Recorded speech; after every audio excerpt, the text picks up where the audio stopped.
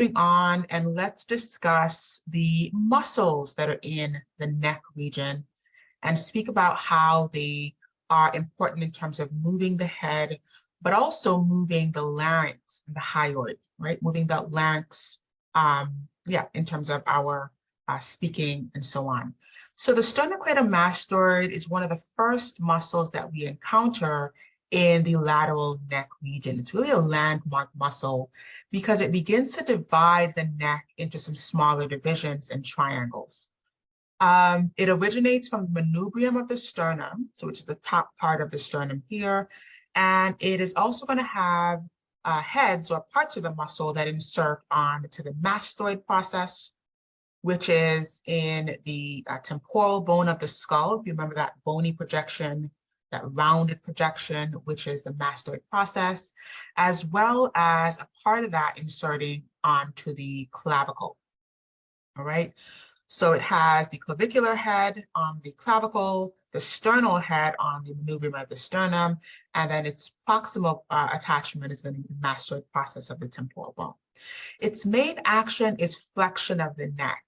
So the way that we typically test this muscle and the nerve that innervates it, which is the cranial nerve 11, the spinal accessory nerve, is to put your arms on your patient's shoulder and then basically ask them to shrug against that resistance or to turn the head against that resistance. So it can really help with the flexion of the neck in either direction. Other muscles that we encounter if we strip that muscle away, so if we take away the sternocleidomastoid muscle and we look at some of the deeper muscles, these are referred to as the strap muscles just because they look like straps or thin, thin sheets of paper, if you will. And these are the infrahyoid muscles, simply because they are attaching below the hyoid bone. There are another group that's called the suprahyoid that we won't discuss, but are also there, that they exist. But basically, these help to anchor the hyoid bone. Now, the hyoid bone is a very unique bone because it doesn't have any other bony articulations. Every other bone in the body is articulating with some bone in some way. The hyoid bone is kind of just floating in the neck. And so it's really important to have all of these ribbon-like or strap muscles that kind of just anchor it in place, but also help with the movement of the larynx as we speak. So the first one of those is the sternohyoid. And this is the most anterior and the most midline. It's going to go from the sternum all the way up to the hyoid bone. And so you can already begin to tell that in the name of these muscles, you will be able to determine the origins and the insertions or the attachment points of these muscles. So that's going to be a really helpful way to remember these muscles by looking at their attachment points. So the sternohyoid, most anterior and most medial, and so that goes from hyoid to sternum. The sternothyroid, as the name implies, that's going to go from the sternum down, but to the thyroid gland, or excuse me, thyroid cartilage. Right? So the sternum, here's that muscle, I'm sorry. Here's that muscle from the thyroid cartilage down to the sternum, right? The sternothyroid. That's going to be deep and somewhat inferior. Then there is the thyrohyoid.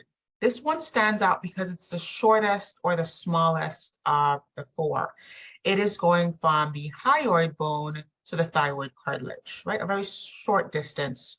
And so it's going to be a very short muscle. Lastly is the omohyoid. And the prefix omo actually means shoulder. And so that is going to help you determine that this muscle starts at the hyoid bone and then kind of curves backward to attach onto the scapula. All right. So it's going to be the most superficial and then the most laterally projecting. So to go over those one more time is the sternohyoid. This is the first one that you'll see if you're, dissecting into the neck. It's the most midline and the most anterior. Next to that is going to be the most lateral projecting is the omohyoid from the hyoid bone back onto the scapula. Then we have the thyrohyoid from the hyoid bone onto the thyroid cartilage. And lastly, the sternothyroid from the thyroid cartilage down to the sternum. Okay, here's an anterior view of these muscles. So here is sternohyoid, sternum to hyoid, omohyoid, hyoid to scapula. We'd have to go deep to these two muscles to encounter the other two. Thyrohyoid, which is underneath, hyoid to thyroid cartilage, and then sternothyroid, thyroid cartilage down to sternum. The other groups of muscles that we would need to speak about in terms of respiration are the intercostal muscles. The intercostals are basically the muscles that are interleaving in between the rib spaces. They are in 3 layers: the external intercostals, which are the outermost muscles here. They are in a down and inward projection. And these are going to help to elevate the rib cage during inspiration. So when we are taking a nice, big, deep breath in, these muscles help to open out the rib cage so that we can accommodate that volume of air in the lungs. The internal intercostals are in the opposite direction, all right? So externals are going down and in, internals are going the opposite direction, down and out. And they are going to help to depress the rib cage during exhalation. So again, taking a deep breath out, what helps to lower or relax the rib cage would be your internal intercostals. And then the innermost intercostals, these are going to be the muscles that are inside. These have more of a horizontal orientation, and these are probably going to be the hardest to appreciate, but they're best seen from a posterior thoracic view. So if you take a posterior view of the anterior thoracic wall, you can get a better appreciation of these muscles, since they are the deepest muscles beneath the externals and the internals. Lastly, the transversus thoracis, which are these attaching muscles. They go from the sternum across to the costal cartilage here. And these are variable. They are sometimes present in larger size, they're sometimes present smaller, and they are sometimes absent altogether. But these are basically accessory muscles, so they don't have an individual function per se. They really just help the intercostal muscles in their function, and so they can be variable in their size and their presence. The diaphragm is the last muscle and probably the most important muscle for respiration. The diaphragm is this large dome-shaped muscle, and its function is twofold. One is it's helping to separate the abdominal cavity below from the thoracic cavity above. So it's really acting like a compartmental, divider. Its second function is with respiration. So it's going to help in terms of expanding the rib cage when it flattens out, or contracting the lungs and allowing for exhalation when it's more curved. So the diaphragm, when it changes its size and shape, will allow the lungs to accommodate different volumes. Okay. All right, and while we're at it, I do want to point out the diaphragm is innervated by the phrenic nerve. That's a very important connection. We'll talk about the phrenic nerve, but the diaphragm is innervated by C3, C4, C5. And so it is a skeletal muscle. It's not a smooth muscle. We have full voluntary control of the diaphragm, and so it gets its innervation from phrenic. The intercostal vein, artery, and nerves are some of the vasculature that we encounter in the thoracic cage. They are found in between the rib spaces. So they're going to be just above the muscle. So here's the rib. Here are these vascular structures. And then we have the muscle, the intercostals, that are spanning that rib space. So the order in which we encounter these vessels is the vein first, the artery second, and then the nerve last. So it's always in that order. It's the rib, the vein, artery, and then the nerve. So it's really important to remember that it's always consistent in that order. Now, if you look at some of the other important vessels in the neck region, the internal and external carotid arteries are extremely precious and sensitive vessels in the neck. This is what makes the neck such a vulnerable area, because these large vessels are traversing the common carotid, so the common carotid, which is this vessel, is one of the main branches from the aorta on the left side, and that it is derived from a different structure on the right. And we'll talk more about that next week when we speak about the heart and the cardiovascular system. But the common carotid will then travel into the neck and it will bifurcate. It will divide into two. There will be the external carotid, which is slightly more anterior and more lateral, and then the internal carotid, slightly more posterior and more medial. The external carotid is going to give blood supply to all of the face structures. Notice it's going more superficial here as it branches. It's going to give blood supply to the face, to the scalp, and more the outer structures. The internal carotid is going to go deep into the skull. It gives off nothing in the neck, but it's going to give off the blood supply to the brain. So it's a very precious and, delicate and sensitive vessel, because if there are any blockages to the internal carotid, that can certainly compromise blood supply to the brain, and we can begin to see strokes or stroke-like symptoms if that blood supply is compromised.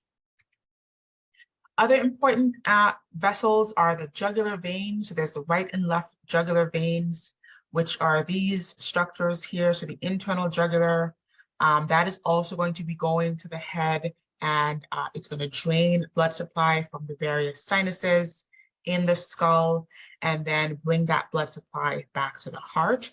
The jugular vein is going to go through the jugular foramen. So if you remember that shared foramen from last semester, it's formed partly by the temporal bone, partly by the occipital bone, and that is the opening through which the internal jugular vein travels as it goes up into the skull.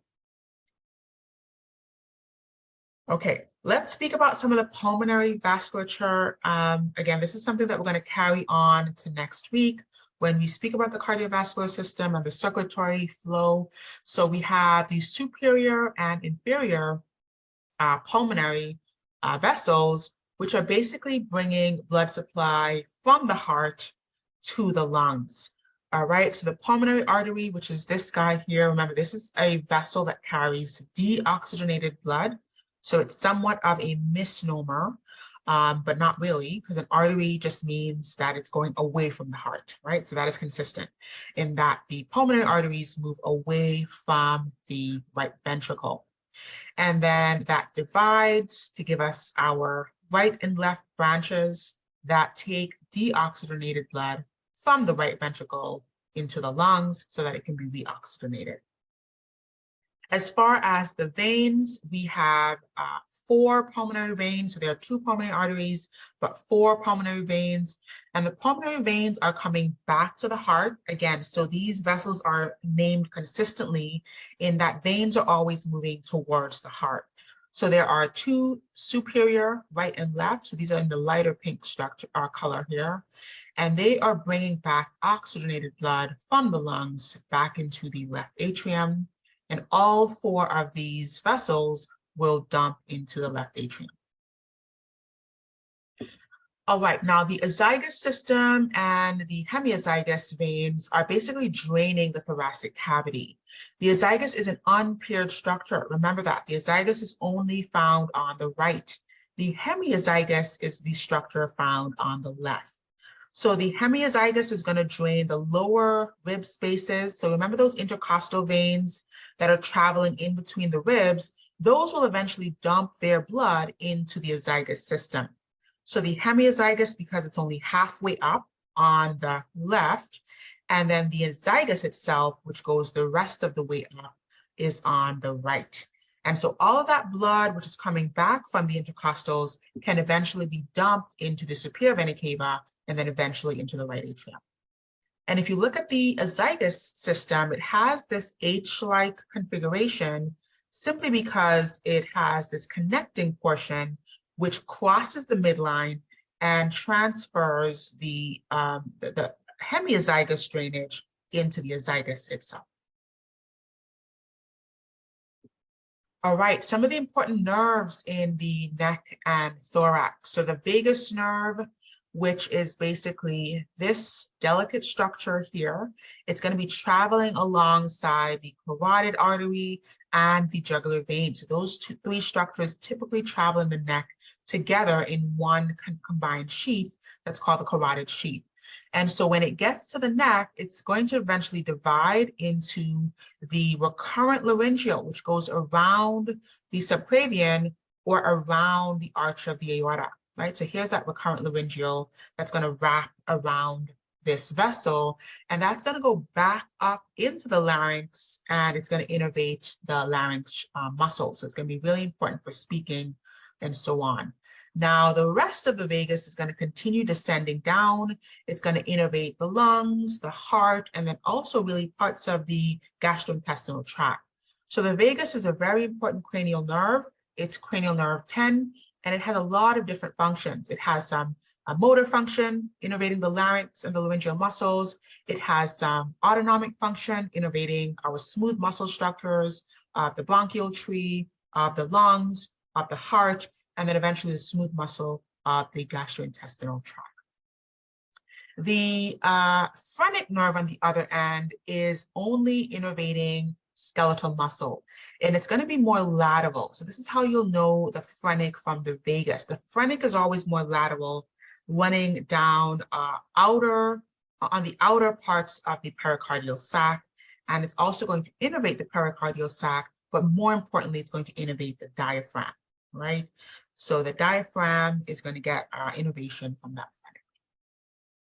The sympathetic trunk are going to be important structures as well. These are going to be our autonomic ganglia that are forming that chain on either side of the vertebral column. So here's the sympathetic chain on the right, and then the sympathetic chain or trunk on the left. So if you think back to the autonomic system when we spoke about this last semester, and we had those ganglia, right, which is the preganglionic neuron synapsing onto that ganglia, the collection of these ganglia is what forms that sympathetic trunk.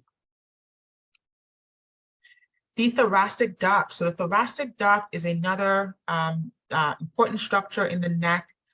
It's basically draining our lymphatic fluid. It's going to drain lymphatics from the lower extremities, and then from the left half of the body, left half of the head, left half of the neck, and then left upper extremity. So the thoracic duct drains the majority of our lymphatic fluid, and it's eventually going to dump that into the subclavian here. So basically, our lymphatic flow must enter the venous system so that it can be recirculated. On the right side, there is the right lymphatic duct, which is the comparable structure on the right. However, the right lymphatic duct only drains the right head, the right upper extremity, and then the right neck. So it doesn't drain any of the lower extremities. It doesn't drain anything below the head and neck.